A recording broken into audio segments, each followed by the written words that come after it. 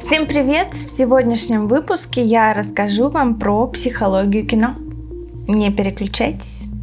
Каждый продюсер на стадии отбора или генерирования идей будет опираться в первую очередь на то, насколько широко охватывает главная тематика фильма аудиторию. Ведь от этого зависят сборы в кинопрокате. Когда мы идем в кино, мы хотим подсознательно прожить какой-то опыт. И если создателям фильма удается вовлечь зрителя и заставить его идентифицировать себя с героем на экране, то это уже победа.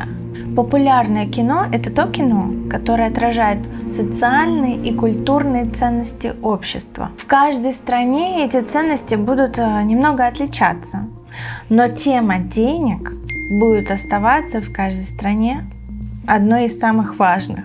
Ведь деньги и красивую жизнь не хотят лишь только монахи, поэтому такие фильмы очень легко становятся популярными. Но что насчет других тем в киноиндустрии? Назови мне топ-5 своих любимых фильмов, и я скажу тебе, кто ты. Любое массовое кино строится на каком-то неврозе зрителя, его подавленном желании. Как это происходит на практике? Вы знаете, у Зигмунда Фрейда есть теория структуры личности. Я про нее расскажу, только я ее немножко упростила для более легкого понимания и заменила некоторые термины на более элементарные, что ли. В общем, у нас у всех есть уровни сознательного и бессознательного. И на уровне сознательного мы ведем полностью логичную жизнь, контролируемую, удовлетворяем свои потребности безопасными с точки зрения социальных норм способами. Таким образом происходит отрицание, вытеснение своих крайних желаний далеко-далеко в бессознательное. А на уровне нашего бессознательного находятся две крайности нашей личности. С одной стороны, это супер хорошая сторона, крайность. И это все наши нормы, идеалы, ценности, все, что мы приобрели в процессе нашей социализации. А с другой стороны, это супер плохая наша сторона, крайность. И это наши тайные желания, агрессия, наследственность, подавленные чувства, наши неудовлетворенные потребности. И вот это вот все мы гасим из-за установленных обществом норм. И тут получается, что наше сознание находится в постоянном поиске компромисса наших бессознательных двух крайностей. И когда в кино происходит вот это нарушение социальных запретов, зритель испытывает наивысшее наслаждение и радость. Он как бы удовлетворяет свою вот эту бессознательную суперплохую часть. Давайте рассмотрим это на примере «Майора Грома». Кому больше всего понравился этот фильм?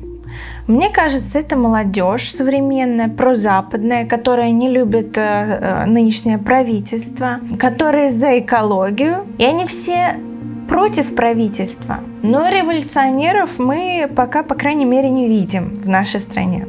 Что же мы видим в фильме? Наш герой Сергей Разумовский, молодой филантроп, айтишник, миллионер. Он недоволен тем, что происходит в стране, но ничего с этим поделать не может. И получается, этот герой как олицетворение сознания современной молодежи.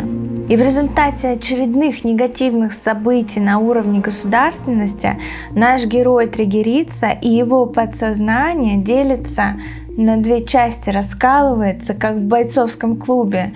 И вылазит вот этот антигерой, супер плохая крайность нашего героя Сергея, и это чумной доктор, который становится своеобразным революционером, который идет и убивает всех подлецов очень жестоко, кроваво, беспощадно. И получается, майор Гром становится супер хорошей частью сознания зрителя, который по итогу спасает город от кровавого злодея.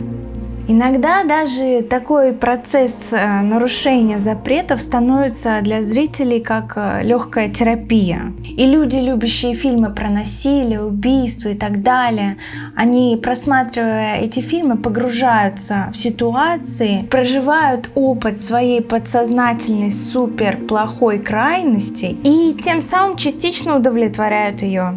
Где-то я читала, что такие фильмы вообще уменьшают число убийств и насилий в обществе.